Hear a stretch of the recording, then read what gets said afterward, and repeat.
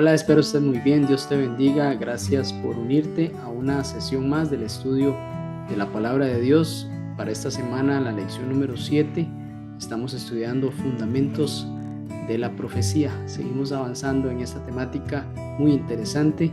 Bueno, quédese conmigo, ya casi iniciamos.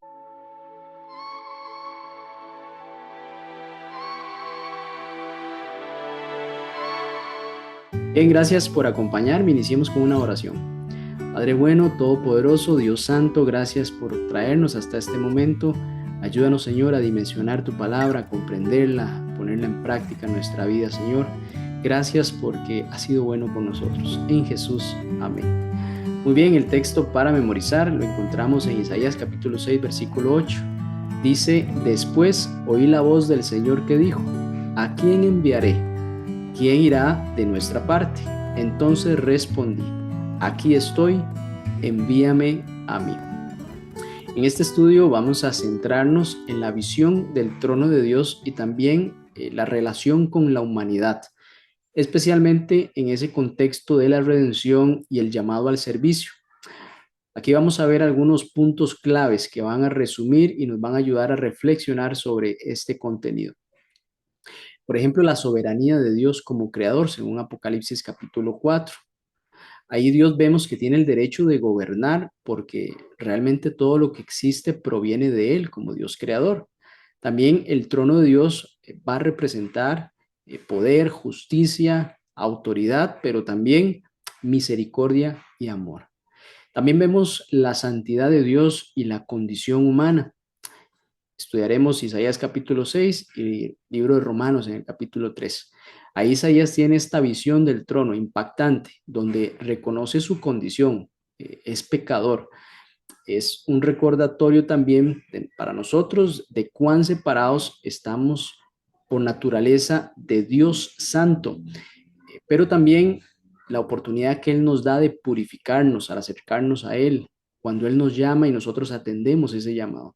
Ese proceso lo hace Dios completo.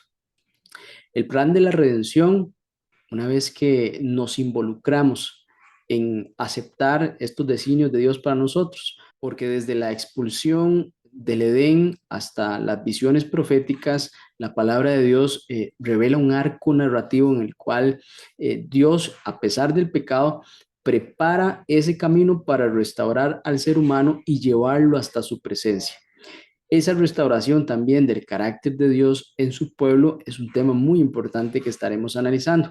No solo nosotros somos perdonados, sino también somos llamados a reflejar ese carácter de Dios al mundo, a otras personas, a los más cercanos. Ese sacrificio de Cristo no solo nos redime, sino también nos transforma y nos capacita para hacerlo. Esa rebelión va a terminar. La historia de Lucifer muestra cómo comenzó esa rebelión, pero también el plan de Dios termina con la restauración total y la glorificación de su carácter. Vamos a buscar siempre una aplicación práctica a nuestra vida. ¿Cómo podemos nosotros responder estando ahí como Isaías frente al trono de Dios ante esa pregunta que nos hace de servicio? ¿Qué significa para nosotros acercarnos al trono de Dios, pero no con miedo, sino con confianza por medio de Cristo Jesús? ¿Cómo podemos reflejar también ese carácter de Dios para otras personas? Entonces, estos son los temas que estaremos estudiando esta semana. Continuemos con el estudio.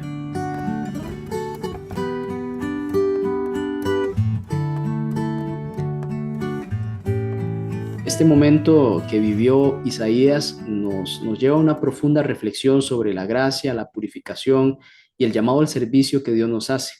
A partir de esta experiencia que vivió Isaías, podemos desglosar varios elementos que son elementos importantes de carácter espiritual y podemos aplicarlo directamente a nuestra vida hoy. Para eso vamos a tomar cuatro aspectos importantes de esta lección. El primero es que la luz revela nuestra condición real. La historia del sótano de esta lección ilustra cómo la luz nueva puede sacar a la vista los defectos que estaban ocultos. De la misma manera, esa santidad de Dios, al estar frente a Él, nos revela nuestra naturaleza pecaminosa. Ay de mí, soy hombre de labios impuros, dijo Isaías capítulo 6, versículo 5.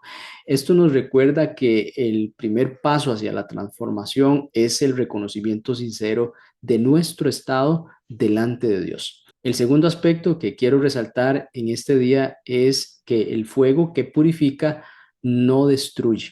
Dios no destruye a Isaías, sino que lo purifica con el fuego. Es una característica de la santidad. Dios purifica, es decir, elimina el pecado.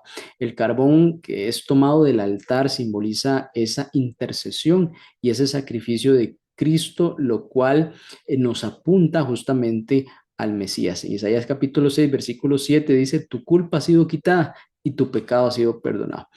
Este acto muestra el carácter redentor de Dios, que no busca alejarnos por nuestra impureza, sino más bien atraernos a Él mediante su gracia y purificarnos. Lo mismo ocurre cuando nos acercamos a Cristo. Jesús nos limpia y no vino para condenarnos, sino para prepararnos para una misión. Por supuesto que para salvarnos, pero nos quiere preparar para esta misión importante también. El tercer aspecto que podemos tomar de esta lección es de la purificación al propósito. Una vez purificado, debemos emprender una misión. Una vez que Isaías fue perdonado, entonces estuvo listo para ser enviado. Aquí estoy, envíame a mí. Isaías capítulo 6, versículo 8. Esto revela entonces una verdad poderosísima. La limpieza precede al llamado. Dios primero nos limpia y somos llamados a participar de esa misión. Nadie está listo para representar a Dios sin antes haber sido transformados por Él. Y el cuarto aspecto de este día está relacionado a los serafines en misión humana. ¿Cómo podemos interpretar esto? Bueno, el texto establece un paralelo entre Isaías y los serafines y dice acá los que arden. Juan el Bautista fue descrito como una antorcha que ardía. Juan capítulo 5, versículo 35. A pesar de su humanidad, brillaba con la luz que apuntaba a Cristo. Así también usted y yo, una vez que somos purificados por Jesús, podemos ser esas llamas vivas que iluminan el camino hacia Dios para otros. ¿Cómo podemos responder entonces nosotros ante esta pregunta que se le hizo a Isaías? Bueno, primero es reconociendo nuestra necesidad de Dios, de la limpieza que Dios debe de hacer con nosotros, purificar nuestro corazón. También aceptando ese perdón que Jesús nos ofrece por medio de su sangre, ese sacrificio perfecto que para nosotros significa la salvación. Disponiéndonos también sin reservas al servicio, es decir, Señor, aquí estoy. No soy perfecto, pero soy tuyo. Estoy involucrado en la misión. También viviendo como antorchas encendidas, no por nuestro mérito. Esa luz no es nuestra propia, es dada por Cristo. Nosotros reflejamos la luz de Cristo y esa luz viene por el Espíritu que habita en nosotros. Y ante este momento en el cual Isaías se confrontó ante la luz de Dios, estaré yo dejando que esa luz, la luz del Dios Todopoderoso, me confronte con mi verdadera condición. He recibido ya esa purificación que viene de Cristo, estoy en ese proceso de purificación o sigo tratando de acercarme por mis propios méritos.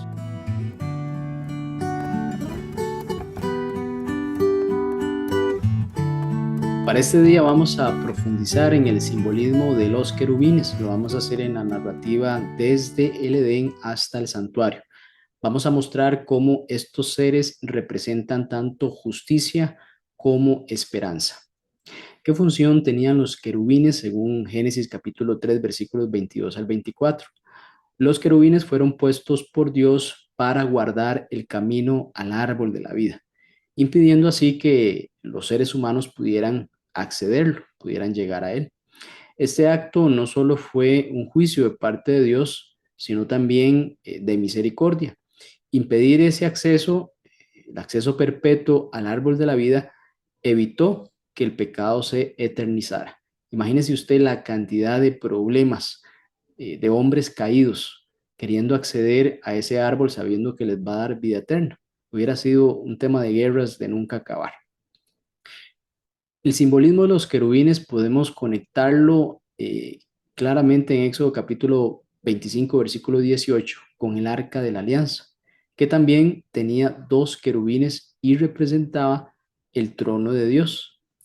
La palabra hebrea shakán, traducida como puso, implica una morada divina conectando el Edén con el santuario. Es decir, Dios estaba allí, Dios descendía para morar con el ser humano. Así que la gloria de Dios que se manifestaba en el santuario se conoce como el Shekinah y se manifiesta en la puerta del Edén donde los humanos venían a adorar. Esa luz, esa gloria de Dios se manifestaba también ahí en el Edén y se manifestaba en el santuario terrenal. Es muy importante manifestar que esto también significa una esperanza futura. Aunque el Edén, ese hermoso lugar, fue cerrado, ya no tenía más acceso el hombre a este lugar, no fue destruido de inmediato. Eso sucede después. Esto se mantuvo como un testimonio visible de lo que se había perdido, como una esperanza de poder llegar de nuevo allí y también como una promesa de redención, esperando todas estas personas que contemplaban ese jardín allí al Mesías que iba a venir para redimirlos. Ellen White interpreta este símbolo como una promesa de restauración final, donde Dios en Apocalipsis capítulo 21, versículo 1 dice, hará nueva todas las cosas. Podemos otra vez acceder a ese árbol de la vida en esa tierra nueva. ¿Y cómo podemos conectar los querubines en el libro de Apocalipsis, según lo que venimos mencionando? Bueno, en este caso los querubines rodean el trono tanto en el Edén como en el arca. También los 24 ancianos en Apocalipsis dice que alaban al Creador en el cielo, mostrando esa continuidad en la adoración y el gobierno divino. Los querubines no solo bloquean ese acceso al árbol de la vida, sino que también custodiaban la esperanza del regreso al Edén. Esa presencia de Dios manifestada desde la puerta del paraíso hasta el tabernáculo y finalmente en el cielo nuevo es lo que podemos llamar una constante que reafirma ese deseo de Dios de estar con la humanidad. Dios siempre ha querido acercarse a nosotros. Por eso el significado Emanuel es Dios con nosotros. El anhelo de Dios siempre ha sido que estemos con Él y Él se ha acercado hasta nosotros para que contemplemos su gloria. Así que Dios no solo vino para restaurar al ser humano, sino que también desea llevarlo para que more con Él por la eternidad.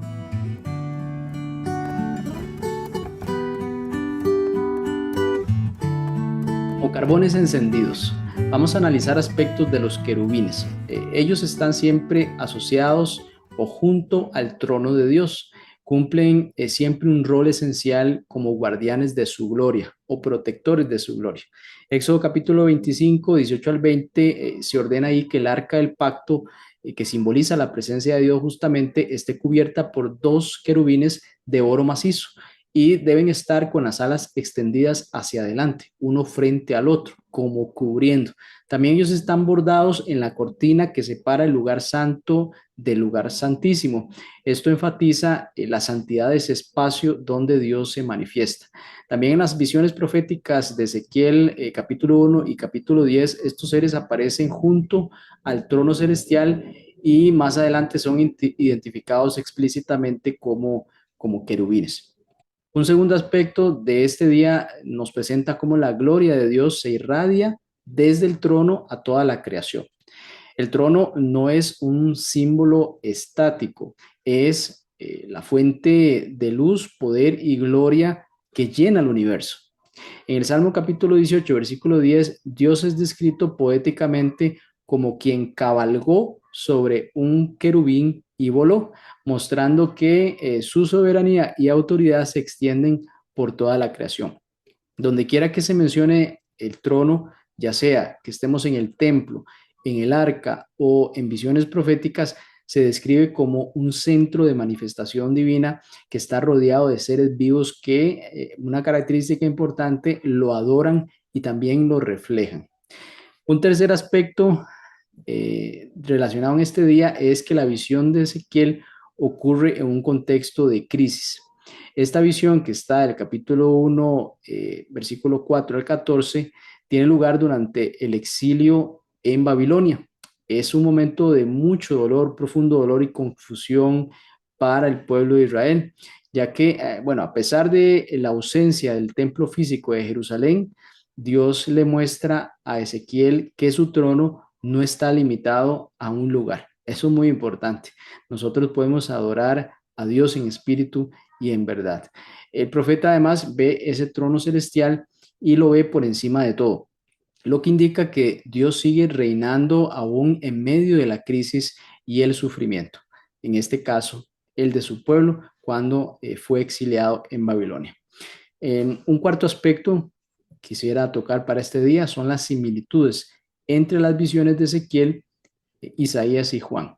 Estas visiones de Isaías en el capítulo 6, las de Ezequiel en el capítulo 1 y 10 y las de Apocalipsis en el capítulo 4 tienen varios elementos en común. Por ejemplo, los seres vivientes que tienen el rostro de león, buey, hombre y águila. Estos aparecen en Ezequiel y también aparecen en Apocalipsis. Todas incluyen el trono que está elevado, seres con múltiples alas y movimientos fulgurantes. También el cántico de adoración, cuando se declara santo, santo, santo, se repite como una constante y además proclama la santidad eterna de Dios. También podemos mencionar los carbones encendidos, representan esa santidad activa de Dios. Ese fuego y particularmente esos carbones que están encendidos aparecen como un símbolo de la santidad de Dios que purifica o también podemos decir que ejecuta juicio según el contexto. Por ejemplo, en Isaías capítulo 6, un serafín toma un carbón del altar y lo aplica en los labios del profeta. ¿Qué sucede? Aquí purifica al profeta para el servicio. Y en Ezequiel capítulo 10, versículo 2, el hombre está vestido de lino, además toma carbones de entre los querubines y los esparce sobre Jerusalén como un símbolo del juicio divino. Podemos concluir en esta parte que el fuego de Dios no es pasivo, sino es un elemento que transforma al ser humano o además también lo juzga al rebelde, pero siempre refleja su santidad viva. También podemos mencionar que los querubines y los seres humanos, ambos fueron llamados a reflejar la gloria de Dios. Dios diseñó tanto a los ángeles como a los seres humanos para reflejar su carácter y su gloria. Los querubines, por ejemplo, como guardianes del trono, están en constante adoración, rodeados de luz, están frente a Dios. Los seres humanos fuimos creados a imagen de Dios, en Génesis capítulo 1, versículo 26. También fuimos creados y hechos para manifestar la gloria de Dios al resto de la creación. Aunque nosotros somos diferentes en esa naturaleza, tanto los seres celestiales como los seres humanos, compartimos ese propósito de glorificar a Dios en armonía con el carácter de Dios. Cuando entendemos más la gloria del trono, más reconoceremos cuán profundo es el Evangelio y cuán grande es la gracia que nos ha alcanzado.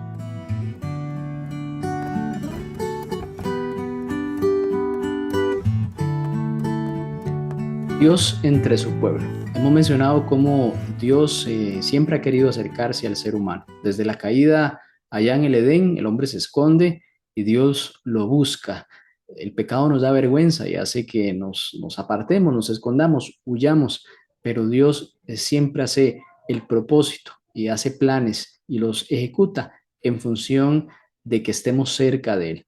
Durante el peregrinaje por el desierto que atravesó el pueblo de Israel, la presencia de Dios se manifestaba en una nube y esta nube guiaba al pueblo de Israel, el camino que iban a trazar, el camino por el cual debieran avanzar, ahí pues esa nube los iba guiando. Cuando la nube se detenía, los israelitas sabían que era el lugar designado para levantar el tabernáculo, el santuario. Era un santuario móvil. Dios descendía y habitaba en el lugar santísimo. Esto ubicado en el centro del tabernáculo, mostrando su deseo de morar en medio de su pueblo. Esa presencia de Dios era impresionante y el pueblo claramente se sentía acompañado y protegido por su Dios. Jehová había descendido y estaba en medio de ellos. También podemos analizar algunos aspectos de la distribución tribal en el campamento. Según Números capítulo 2, el campamento de Israel se organizaba de forma simétrica y ordenada alrededor del tabernáculo. Es decir, el tabernáculo era básicamente el centro de la distribución de las tribus. Había una tribu principal en cada uno de los 4 puntos cardinales y 3 tribus estaban agrupadas junto a ella en ese lado. Por ejemplo, estaba el lado este, sur, oeste y norte.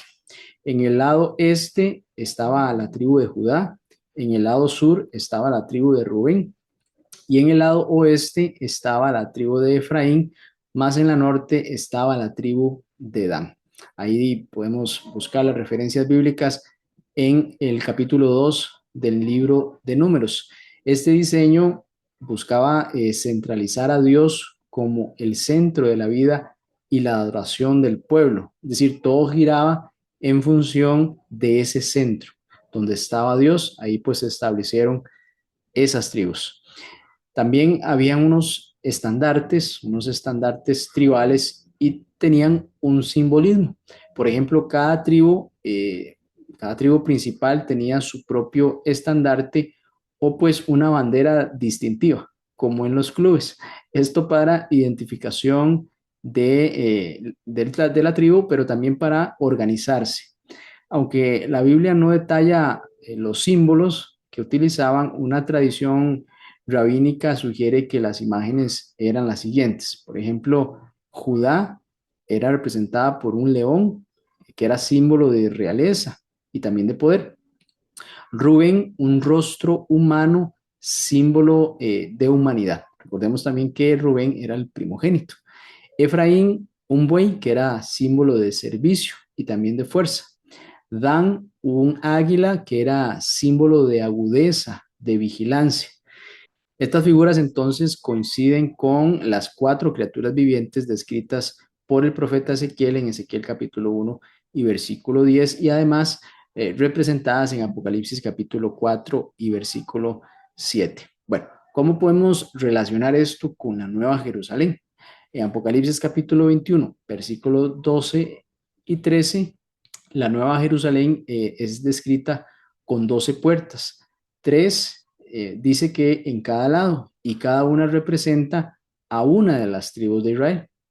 Esto entonces refleja un patrón, podemos decirle, similar al campamento en el desierto y subraya también un diseño intencional y también simbólico. Así que la historia del pueblo de Dios se cierra como comenzó, como Dios, con Dios morando en medio de su pueblo. Dios también hemos visto cómo desea acercarse a la humanidad. El propósito central del tabernáculo en este campamento y también en la Nueva Jerusalén es mostrar el deseo divino de comunión con el ser humano. En Apocalipsis capítulo 21 y versículo 22 aclara que en la ciudad celestial no va a haber un templo físico porque su templo es el Señor, Dios Todopoderoso y el Cordero.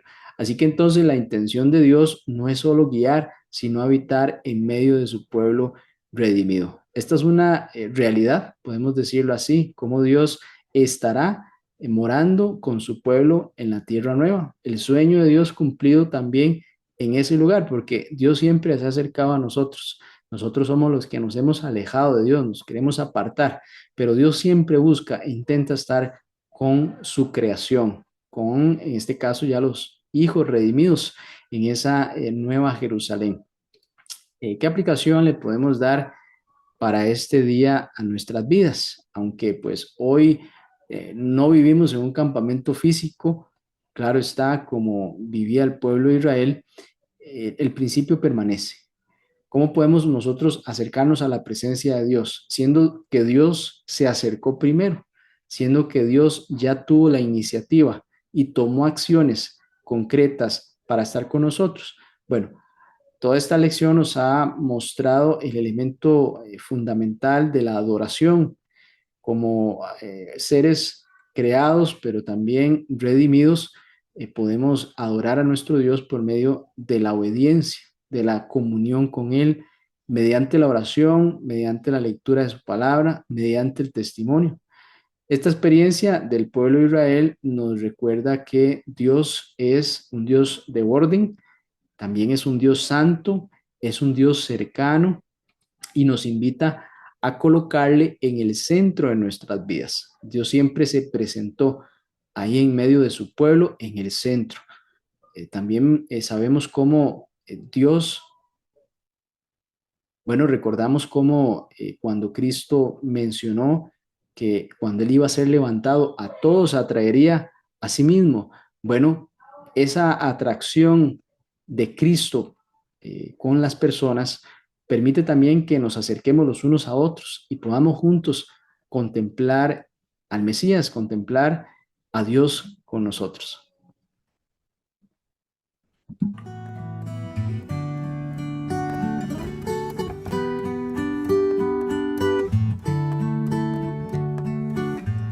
Vamos a analizar la caída de Lucifer. Podemos establecer cuatro aspectos importantes que influyeron en esta caída. El primero es la posición exaltada antes de su caída. Lucifer fue un ser creado, un querubín protector. Era un querubín como los que hemos estado estudiando, como los que estaban en el jardín del Edén protegiendo el árbol de la vida para que los seres humanos caídos no accedieran. También en el simbolismo del arca del pacto, aquellos querubines que cubrían con sus alas. También los que adoran en el trono de Dios en el cielo. Satanás o Lucifer era uno de esos querubines. Dice la palabra que era un ser majestuoso, es cercano al trono de Dios. Su propósito original era reflejar y revelar la gloria de Dios al universo, como un reflector de esa gloria impresionante de Dios. En lugar de glorificar a su creador, el problema fue que anheló la gloria para sí mismo y se sintió injustamente tratado, deseando más reconocimiento de lo que a él le correspondía. Dice la escritura que también empezó a hacer tratos con otros ángeles tratando de mostrar esa supuesta injusticia que estaba atravesando, convenciendo a otros y pues llegando a algún tipo de acuerdo para formar esa rebelión que pues después conocemos el desenlace. El segundo aspecto es la causa de la caída de Lucifer. Podemos mencionar al menos tres aspectos importantes. En Ezequiel capítulo 28, versículo 1 al 17, nos habla de este momento. También Isaías capítulo 14, versículos 12 al 14. Su caída fue provocada por el orgullo, porque dice que se enalteció a causa de su hermosura. Era un ser hermoso, precioso, pero esa hermosura, pues, nació de ese orgullo. Es el misterio de la iniquidad. También una ambición desmedida. Dice la escritura que subiré al cielo. Pausa. Otro aspecto es la ambición desmedida. El texto dice que menciona, subiré al cielo, seré semejante al Altísimo. Y eso hizo que deseara usurpar el lugar de Dios. No era que él quería parecerse a Dios, como usted y yo debemos de buscar parecernos a Dios, sino que él quiso suplantar a Dios, que fuese él adorado en lugar de Dios. Toda la adoración que Dios recibía, pues quiso él recibirla y por ende usurpar ese lugar. Como aspecto número 3, podemos mencionar el contraste con los redimidos en Cristo. Vemos cómo Lucifer fue expulsado del Monte Santo, mientras los redimidos están con el Cordero en el Monte Sión. Lucifer estuvo en el Edén, pero cayó. La humanidad también fue expulsada del Edén, pero ahora está siendo restaurada mediante Cristo. Aquí vemos este contraste, la exaltación de los humildes, que son los redimidos, y la caída de los orgullosos, que representan también a Lucifer. Y como aspecto número 4 vemos el propósito eterno del Evangelio. La señora White menciona que los redimidos llenarán las vacantes dejadas por los ángeles caídos. La redención es posible solo gracias al Evangelio, a ese impacto que hace en el corazón humano. Apocalipsis capítulo 4 y capítulo 5, referente a la adoración en el trono celestial, muestra que Cristo fue inmolado. También que con su sangre redimió a la humanidad de todo pueblo y nación, es decir, fuimos comprados para Dios con ese sacrificio perfecto, la sangre expiatoria de Cristo. Este lenguaje pues nos conecta directamente con el mensaje del primer ángel de Apocalipsis capítulo 14, versículo 6, que nos dice, nos llama a predicar el evangelio eterno a toda nación, tribu, lengua y pueblo. También vemos las implicaciones para la humanidad.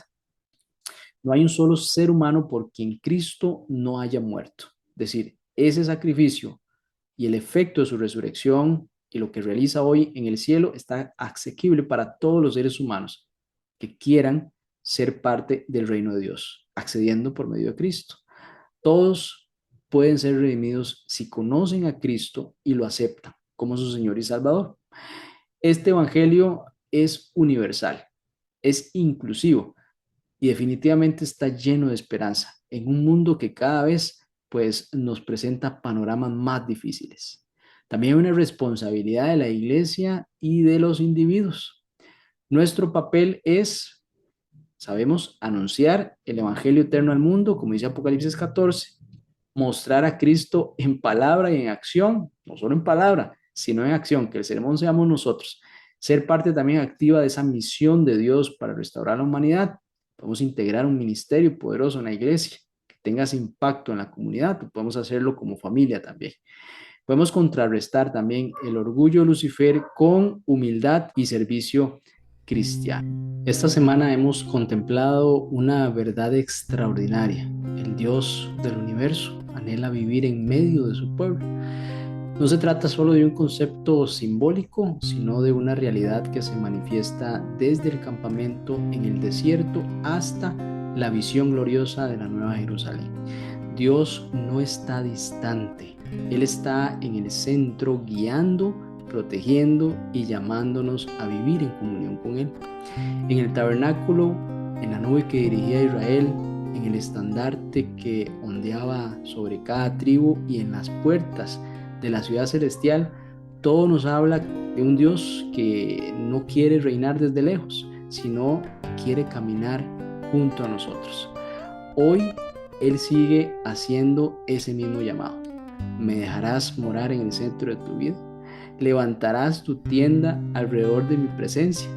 Cristo, el verdadero tabernáculo, se hizo carne para habitar entre nosotros y su espíritu desea hacer morada en cada corazón que se rinda a Él.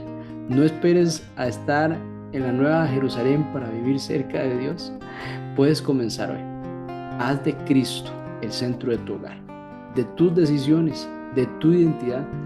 Vive como alguien que camina cada día bajo la nube de su dirección. Permite que su presencia transforme tu carácter y renueve la esperanza. Dios entre su pueblo no es solo una historia ni profecía, es un llamado presente. ¿Qué vamos a responder ante este llamado? Vamos a orar para finalizar. Te damos muchas gracias, oh Dios, que siempre has querido estar con nosotros. Nosotros nos hemos querido alejar de ti, nos hemos escondido, nos ha dado hasta vergüenza, oh Dios, pero tú has tocado la puerta de nuestro corazón y nos has invitado a estar contigo. Gracias por tanta misericordia, por tanta paciencia también para con nosotros, oh Dios. Ayúdanos a estar contigo en la Nueva Jerusalén. En el nombre de Jesús, amén. Bien, nos vemos la próxima semana si el Señor así lo permite.